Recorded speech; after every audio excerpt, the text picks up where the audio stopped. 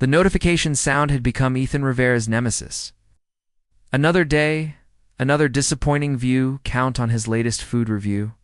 He stared at his phone screen in the cramped kitchen of his studio apartment, watching the numbers crawl upward, at a pace that could charitably be called glacial. After 3 years of blogging, countless restaurant visits funded by his dwindling savings, and more ramen dinners than he cared to count, his passion project felt more like a slow-motion career suicide. Authentic Food Adventures with Ethan had started as his dream honest, unfiltered reviews of hidden gems around the city. No corporate sponsorships, no fake enthusiasm, just genuine reactions to good food. The problem was, apparently, that authenticity didn't pay the bills. His latest review of a hole-in-the-wall taco place had garnered exactly 47 views and 3 comments, 2 of which were his mom asking if he was eating enough vegetables. Ethan's phone buzzed with a text from his landlord about next month's rent. The reality check hit harder than yesterday's overpriced fusion disaster he'd reluctantly reviewed. He was one viral video away from relevance, or one more failed month away from moving back to his parents' house in suburban Ohio. The irony wasn't lost on him that his most honest content was being ignored in favor of flashy food porn and celebrity chef drama. Meanwhile, across the city in a glass-walled conference room that smelled like expensive coffee and desperation, Sophie Williams was having her own crisis. The presentation slides glowed mockingly from her laptop screen as Marcus Thompson, owner of the struggling Elevation restaurant chain, paced behind her like a caged animal. The numbers were brutal. Reservations down 60%. Social media engagement practically non-existent, and 3 locations already closed. "I don't care what it costs," Marcus said, his voice carrying the particular desperation of a man watching his empire crumble. "I need viral content. I need people talking about my restaurants. I need someone who can make fine dining feel accessible, relatable." Sophie had built her career on transforming failing businesses into social media darlings.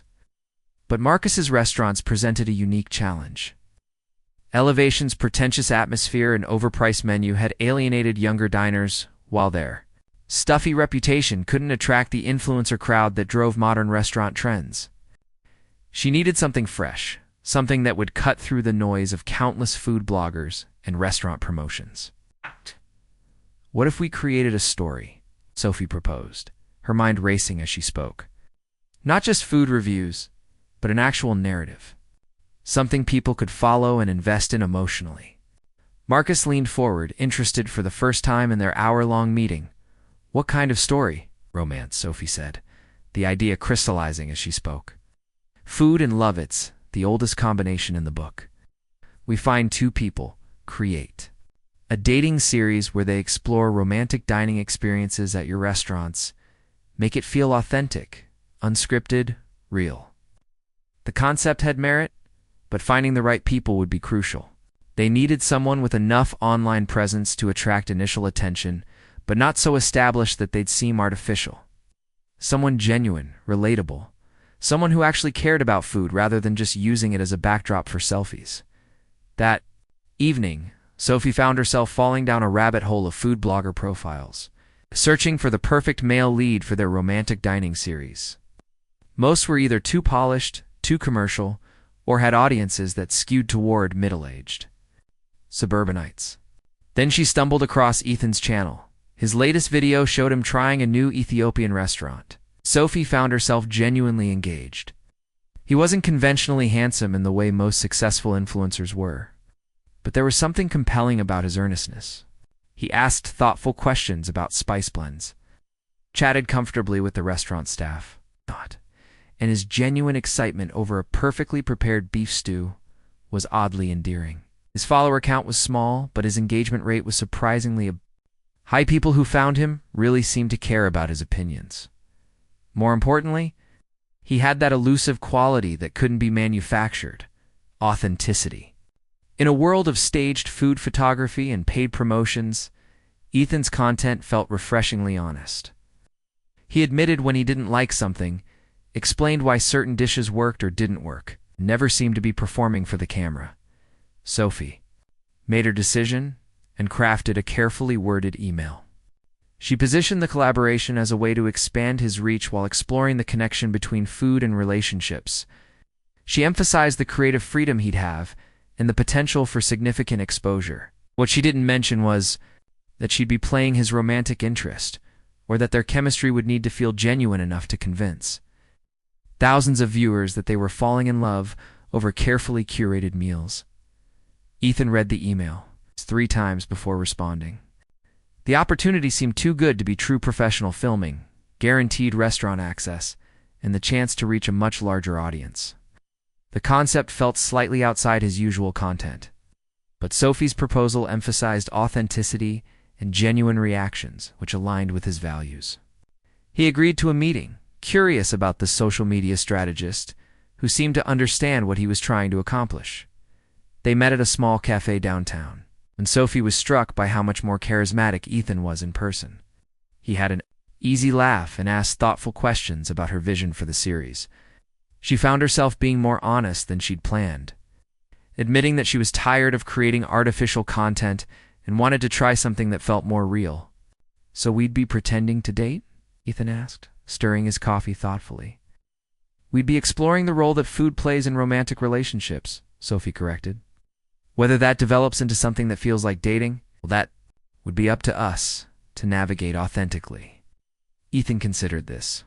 The pragmatic side of him saw the opportunity for growth, the chance to turn his passion into something sustainable. The creative side was intrigued by the challenge of blending food content with storytelling. And if he was being completely honest, Sophie was attractive, intelligent, and seemed to genuinely appreciate what he was trying to accomplish with his work. "When do we start?" he asked. The first filming session was scheduled for a Tuesday evening at Elevation's flagship location, a sleek restaurant with floor-to-ceiling windows overlooking the city's skyline. Sophie arrived early, her stomach churning with a mixture of professional anxiety and something she couldn't quite name. She'd orchestrated dozens of content campaigns, but this felt different, more personal, more vulnerable. James Park, her cinematographer friend, was already setting up his equipment. When Ethan walked in, Sophie watched him take in the upscale atmosphere, the crisp white tablecloths, the soft jazz playing overhead, the servers in perfectly pressed uniforms. This was definitely outside his usual comfort zone of neighborhood joints and food trucks. "You clean up nice," Sophie said, noting his button-down shirt and dark jeans. It was the first time she'd seen him in anything other than his usual casual hoodie and sneakers. "Thanks. You look," Ethan paused, taking in her emerald dress and carefully styled hair. "Professional. Really professional." James cleared his throat. "Okay, lovebirds, let's talk about what we're going for here. I want this to feel documentary style, like we're capturing a real date night. Sophie, you've briefed me on the concept, but Ethan, what's your comfort level with the romantic elements?" The question hung in the air awkwardly.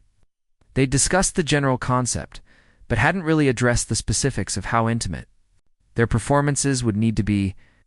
Sophie felt heat rise in her cheeks as she realized how little they'd actually planned. "I mean, I'm not an actor," Ethan said, running his hand through his hair. "I guess I'll just be myself, if that works."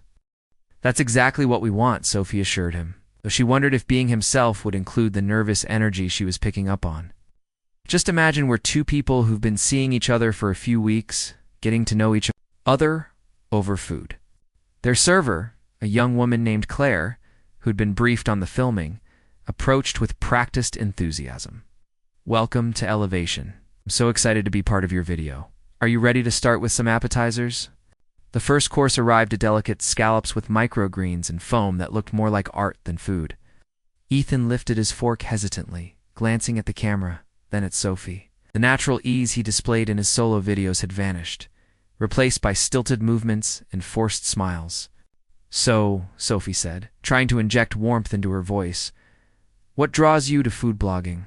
"I think food is this universal language," Ethan began, his words coming out rehearsed. "It brings people together and cut," James said gently. "You both look like you're in a job interview. Can we try something different?" What a flutter of panic. This was her idea, her campaign, and if it failed, Marcus would likely fire her and blacklist her from the industry. She needed this to work, but their chemistry felt forced and artificial. "What if we just eat?" she suggested. No questions. No performance.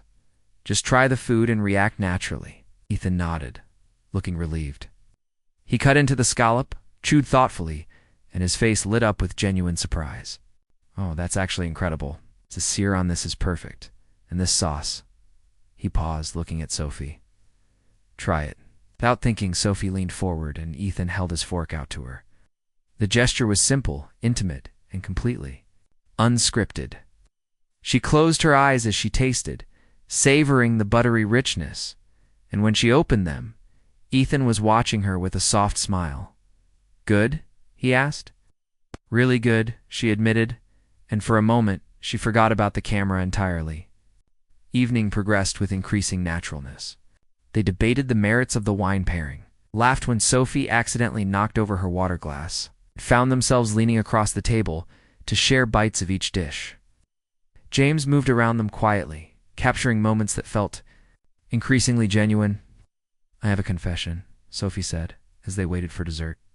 "I've been watching your videos for weeks, and I kind of had a crush on your enthusiasm for that Ethiopian place." Ethan's laugh was surprised and delighted. "It's embarrassing. I probably talked about that honey wine for 10 minutes. "It was charming," Sophie said, and meant it. You get this look when you're really excited about something. It's like you're sharing a secret. "I do not have a look," Ethan protested, but he was smiling. "You totally do. You're doing it right now." The dessert arrived, a chocolate soufflé that they were meant to share. Sophie watched as Ethan carefully spooned out a portion, his tongue darting out slightly in concentration. When he looked up and caught her staring, neither of them looked away immediately. "This is good content," James murmured from behind his camera, but his voice seemed to come from very far away. "We should probably talk about the food," Sophie said softly, not moving back from where she'd leaned across the table. "Probably," Ethan agreed. But he was looking at her lips rather than the dessert. The moment stretched between them, charged with possibility until Claire appeared with the check and broke the spell. They finished filming with slightly flushed faces and careful distance between them. "That was James said as he packed up his equipment. "Good," Sophie asked hopefully. "Compelling," he settled on. "I'll have rough cuts for you by Thursday." When the video went live the following week, the response was immediate and overwhelming. The comments section exploded with viewers dissecting every glance, every smile, every shared bite. Sophie found herself refreshing the page obsessively, watching the view count climb and the engagement metrics soar. This can't be fake. Look at the way he looks at her when she's not looking. "I'm shipping them so hard right now. Part 2. When? I need to know what happens next. Does anyone else think they should just date for real?" Sophie screenshot the comments and sent them to Ethan, along with the analytics showing their video had reached 50,000 views in its first day. Its response was immediate. "Holy shit. Marcus must be thrilled." Marcus was indeed thrilled. Reservations were up 20% at the featured location, and inquiries about private dining experiences had tripled. He greenlit a full series immediately, wanting to capitalize on the momentum. But as Sophie read through the comments, she found herself lingering on the ones speculating about their real relationship. Viewers were dissecting their body language, creating shipping hashtags, and demanding to know if they were actually dating. The line between performance and reality was becoming increasingly blurred, and Sophie wasn't sure which side of it she wanted to be on. The second filming session was scheduled for the following week at a more casual location, a trendy farm table, a restaurant that specialized in shareable plates. Sophie arrived to find Ethan already there, looking more relaxed in his usual casual style. "Ready for round 2?" he asked. But there was something different in his demeanor, a confidence that hadn't been there before. "About that," Sophie said, settling into the booth across from him. "I've been thinking about the comments. People are really invested in us, in whether we're real or not. And I think we need to be careful. This is content. But people are treating it like reality TV. They want a love story." Ethan studied her face. "Is that what you want?" A love story? The question hung between them, loaded with implications. Sophie felt her heart racing, unsure if it was from the professional pressure or something more personal. I want good content, she said finally. Content that feels authentic. Right, Ethan said, but something in his expression shifted. James arrived and began setting up, chatting about angles and lighting. But Sophie found herself distracted by Ethan's sudden distance. But the easy warmth from their first session had been replaced by something more guarded. The filming felt different this time, more conscious. They were both aware of the camera, of the audience, of the expectations they were trying to meet. Their conversation felt scripted, even when it wasn't, their laughter slightly forced. The magic from their first session seemed to have evaporated. Let's try the hand-holding thing, James suggested during a break. Really lean into the romantic angle. Sophie reached across the table, and Ethan's hand met hers. His fingers were warm, slightly calloused from kitchen work, and she found herself focusing on the texture of his skin rather than the camera. For a moment, the performance fell away again. This is weird, right? Ethan said quietly, his thumb tracing across her knuckles. Yeah, Sophie admitted, really weird, but not bad weird. She looked up at him, seeing her own confusion reflected in his eyes. Not bad weird. The video performed even better than the first, crossing 100,000 views within hours of posting.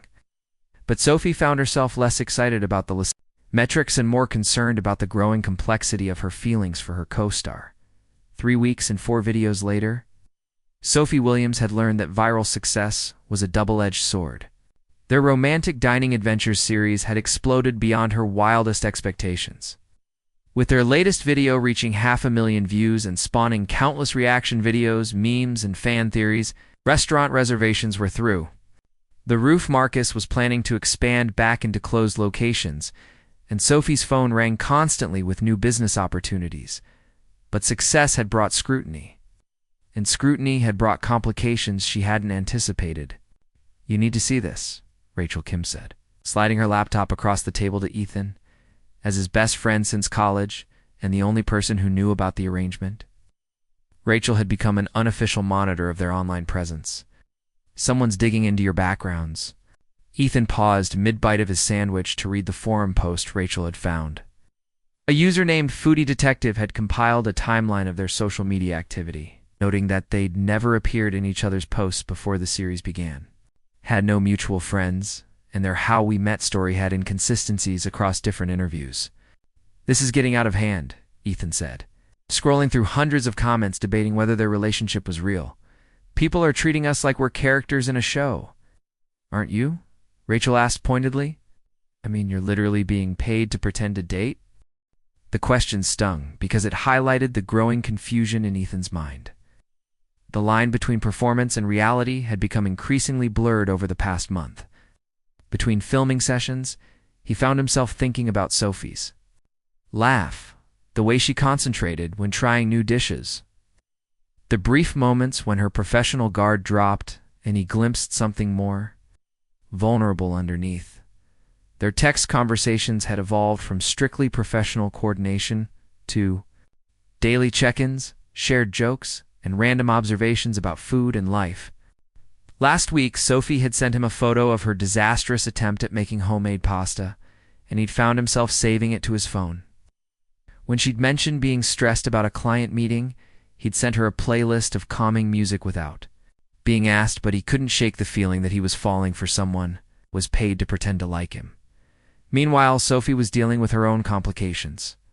David Chen, her ex-boyfriend of 2 years, had returned from his job in London and was aggressively pursuing reconciliation. He'd shown up at her apartment with flowers and apologies, claiming he'd realized his mistake in prioritizing his career over their relationship. Saw your videos, David said during their tense coffee meeting. Is this really what you want? Fake relationships for Instagram? You're better than this, Sophie. His words echoed her own growing doubts. She'd built her career on authentic marketing, but what they were doing felt increasingly manipulative. The comments section was filled with people who genuinely believed in their love story, who found hope and romance in their carefully curated interactions. Was she exploiting that faith for professional gain? It's not fake, she found herself saying, then immediately questioned why she'd felt the need to defend it. Come on, David said. You're a brilliant strategist. You've created a narrative that people want to believe in. But what happens when the campaign ends? When the client moves on to the next trend? The question haunted her through the week leading up to their next filming session. Marcus had scheduled them for the grand reopening of his most upscale location, complete with a live social media component where viewers could comment in real time. The pressure to perform had never been higher. Ethan arrived at the restaurant looking uncharacteristically nervous. Sophie was already there, stunning in a navy dress that made her eyes look impossibly deep. But there was a tension in her posture that hadn't been there before. We need to talk, she said, before James could start setting up. They stepped out onto the restaurant's terrace, the city lights twinkling below them. The romantic setting felt almost mocking given the conversation they needed to have. I've been thinking about what we're doing, Sophie began, about the people who believe in us. Is it fair to them? I don't know, Ethan admitted. I've been thinking about it too. But I've also been thinking about us, about whether any of this is real. Sophie felt her heart racing. What do you mean? I mean, when the cameras aren't rolling, I still think about you. I still want to text you about random things. Still get excited when I see your name on my phone. He paused, looking directly at her. So either I'm a really good actor, or something real is happening here, Ethan. I know it's complicated. I know we started this as a job, but somewhere along the way it stopped feeling like work. Sophie felt tears prick her eyes. My ex came back. He thinks I'm wasting my time with fake relationships instead of pursuing something real. What did you tell him? I told him it wasn't fake, she said quietly, and I realized I meant it. The moment hung between them, heavy with possibility. In fear, both of them were aware of the risks to their careers, their reputations, their hearts. But they were also aware of the connection that had grown between them, organic and undeniable, despite its artificial origins. Ethan asked. Before Sophie could answer, James appeared on the terrace. Sorry to interrupt, but we're supposed to go live in 10 minutes. Are you ready? Sophie looked at Ethan, seeing her own uncertainty reflected in his eyes. They were at a crossroads. They could continue the performance, building their careers on manufactured romance. Or they could take the leap into something real and risk everything they'd built. Actually, Sophie said, making a decision that surprised even herself, I think we need to tell them the truth. The live broadcast began as planned, with viewers flooding the comments section with hearts and excitement. But instead of discussing the menu or sharing romantic banter, Sophie and Ethan sat facing the camera with serious expressions. We have something we need to tell you, Sophie began. When we started this series, it was a marketing campaign. We were hired to create content that would showcase romantic dining experiences. The comment section exploded with confusion and betrayal. Fake I knew IT. This is heartbreaking. Scrolled past faster than anyone could read. But Ethan continued. Somewhere along the way, something real happened. We didn't plan it, we didn't expect it, and we're honestly not sure what it means. We're not asking you to forgive us for starting this as a performance, Sophie said. We're asking you to understand that sometimes the best things in life happen when you're not looking for them. Ethan reached across the table and took her hand, the gesture natural and unscripted. We don't know if this will work out. We don't know if we're compatible outside of cameras and restaurants, but we want to find out. For real this time. The comments section had shifted from anger to cautious curiosity. Are you saying you actually fell for each other? This is either the best plot twist ever or the most elaborate marketing stunt. I'm confused, but I'm here for it. We're saying we want to try, Sophie said. It's no cameras, no content calendar, no pressure to perform. Just two people who met in the weirdest possible way and want to see if there's something real underneath all the staging. The broadcast ended with uncertainty, but also with hope. The response was mixed. Some viewers felt betrayed by the initial deception. Others were charmed by the unexpected authenticity of their confession. The restaurant industry trade publications wrote, articles about the blurred lines between marketing and reality in the social media age. Marcus, surprisingly, was supportive. The honesty had generated even more buzz than the original content. And reservations continued to climb. He offered to keep them on retainer for authentic content about their real relationship. But Sophie and Ethan politely declined. 3 months later, they were back at the small cafe where they'd first met to discuss the collaboration. But this time, there were no cameras, no scripts, no agenda beyond getting to know each other without the pressure of performance. So Ethan said, reaching across the table to take her hand, "Want to try this for real?" Sophie smiled, feeling lighter than she had in months. Their love story had begun as fiction, but it was becoming something far more valuable, a genuine connection built on shared laughter, mutual respect, and the courage to be vulnerable in front of thousands of strangers. Sometimes the best love stories weren't the ones people planned, but the ones that grew in the spaces between performance and reality. Scripted and spontaneous, professional and personal. The internet had given them their start. What they built together was entirely their own,